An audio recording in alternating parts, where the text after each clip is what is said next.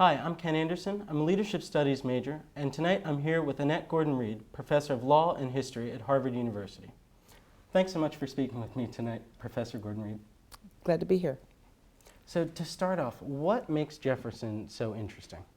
I think Jefferson embodies so much of the contradictions in American life. The author of the Declaration of Independence, the person who was a slave owner, a person who actually thought a lot about American government and sort of set out the blueprint for what we're supposed to think about ourselves as Americans with creating the Declaration of Independence, the famous preamble. We hold these truths to be self-evident, talking about life, liberty, and the pursuit of happiness. So there's just a lot there. And he had such varied interests that you don't get bored. There's Jefferson in politics, Jefferson in music, Jefferson in language, Jefferson, anything you can think of. And so among all of the founders, I would say he's a person that you can sort of get into his life in a lot of different ways without having to think about one thing, just one thing. And following up on that, what is your favorite aspect of Jefferson? My favorite aspect of Jefferson, I would say, his optimism, his sense that there was going to be progress in the world. Now, we don't typically believe that as much now.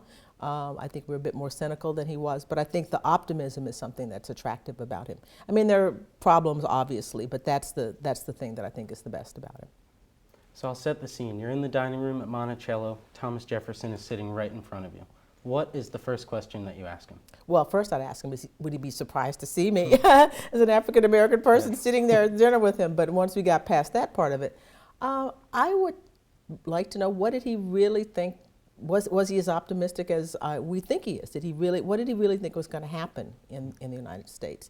And certainly if he were here now, you would ask, well, what do you think of all of this? Right. And think, would you be surprised, obviously, to have an African-American president, a woman who may become president and all, just to see all the different changes there that have happened in the world. But I'd really like to get his sense of, what he really thought about the American experiment. I'm sure that he'd be interested in this interview too. Highly confused. It's rare that you find a student at Richmond, including myself, who has one major or one interest. Being a lover of law and history, how do you balance the two? Well, I have an appointment in the history department at Harvard, and I'm at the law school as well. So I tend to teach classes that can be cross-listed. So I have people who are history graduates, students who are mixed in with law students, and that can be actually quite interesting. They're not totally dissimilar. The law has a lot to do with precedent. Precedent is what happened in the past.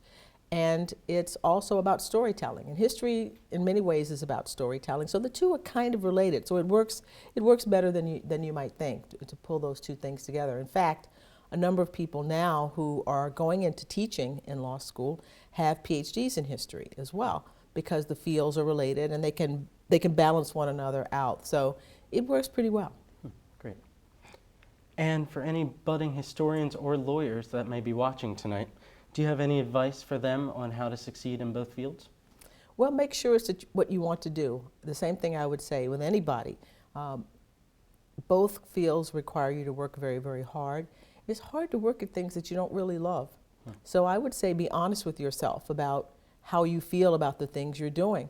A number of lawyers sometimes become dissatisfied with the profession and they go to other things. History professors as well, maybe not as much as lawyers, but I think try to make sure that you are in love with whatever it is that you're doing, and then it won't even seem so much like work. Some parts of it will always seem like work, but the basic, getting up in the morning and going to work, it should be joyful to you to a degree.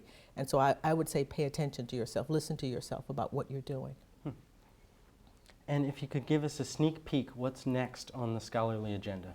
Next on the scholarly agenda is going back to the Hemings family of Monticello, and I'm going to take them from the time they leave Monticello and go through the 19th century, the Civil War.